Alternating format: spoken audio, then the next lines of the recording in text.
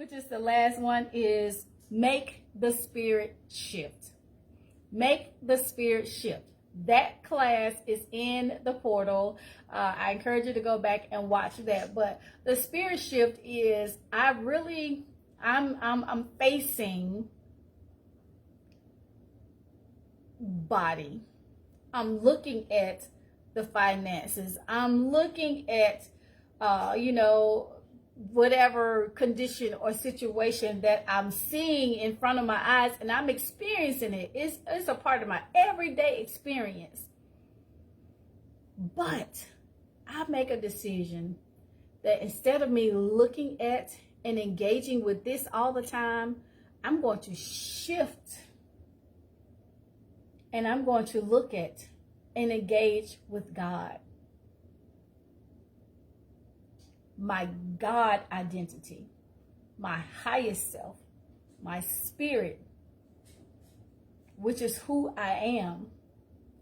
And in that, what that requires is, sometimes it requires,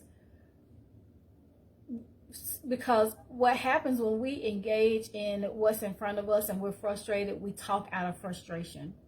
So making the spirit shift to your God identity means, even though, yes, I see sickness in that body, I choose to speak healing, health, wholeness, or and being aware that that's an experience, but it is not who I am.